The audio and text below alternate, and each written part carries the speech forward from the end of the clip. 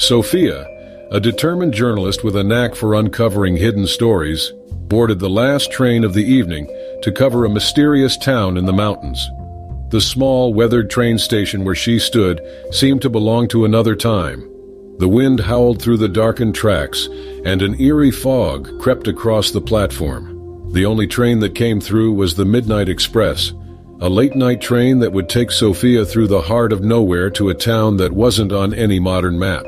As the train approached, a chilling whistle echoed across the platform. Sophia looked around, noticing an old man sitting on a bench, glancing nervously at the train. He looked as if he had seen something terrible, but when their eyes met, he quickly looked away. He mumbled under his breath, "Don't board that train, miss. It's not what it seems." Sophia, skeptical of superstitions, dismissed the warning and climbed aboard.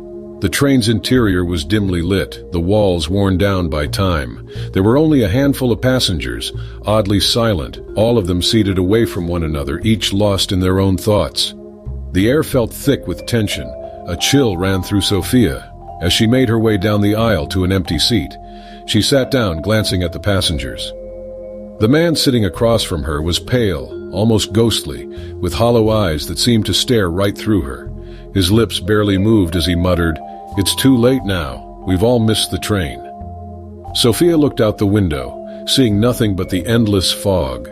The train seemed to move unnaturally fast, as if it were gliding through the night, without any of the usual sounds of wheels on tracks. The scenery outside blurred into a void, devoid of stars, cities, or anything familiar. The world outside felt as though it had disappeared. She tried to ignore the eerie feeling creeping over her, but as the minutes passed, it became harder to shake the feeling of being watched. The passengers were still, too still. Their faces were locked in strange, empty expressions, and not a single one spoke or moved. Sophia stood up, feeling an urge to break the silence. She approached a woman sitting alone by the window and tried to strike up a conversation. "Are you headed to the town up ahead?" she asked. But the woman simply stared at her, her eyes glazed over as if she hadn't heard a word. Suddenly, the train jerked violently and the lights flickered. The whole car shook as the train's speed increased, throwing Sophia off balance. She reached out for the nearest handrail to steady herself. Something was wrong. She could feel it in the pit of her stomach. The man with the hollow eyes stood up, his movements stiff. "It's coming," he whispered, his voice hoarse. "You're already a part of it now. You can't leave." Sophia's heart raced as she tried to make sense of his cryptic words. She turned to leave the car, but the door wouldn't open. She tried every door, but they were all sealed shut. Panic set in. She ran to the next car and the same scene played out. Empty, silent passengers, motionless in their seats. She returned to the original car and saw that the man with the hollow eyes was now sitting across from her again. He stared at her with an unreadable expression, his eyes not just looking at her, but through her, as though he could see into her very soul. "It's a loop," he said. "We are all stuck here, and now you're one of us, forever." Sophia felt a cold sweat break out across her forehead. The train was no longer moving like it was supposed to. It was speeding through a landscape that no longer made sense. The countryside outside the window was a blur, but there was something in the distance, an unearthly glow, like a distant fire, far beyond where any real town should be. As the train continued its unnerving journey, the man finally revealed the truth. The Midnight Express wasn't just a regular train, it was a cursed vessel, a train that snared the souls of the lost and the damned.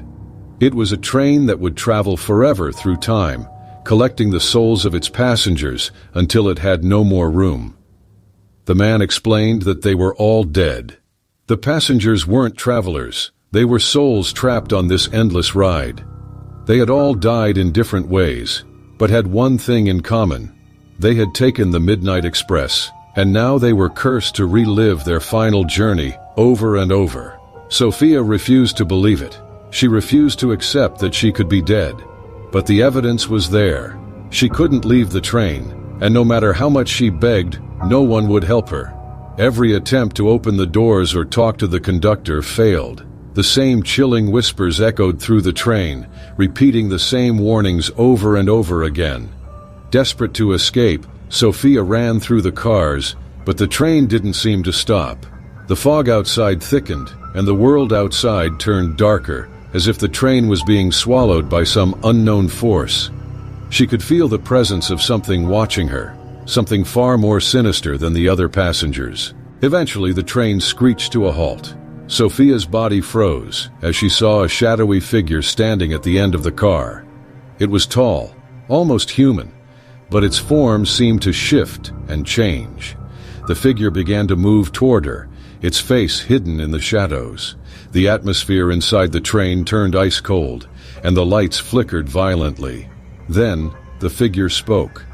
Its voice was low and echoing, like a voice that had been buried for centuries.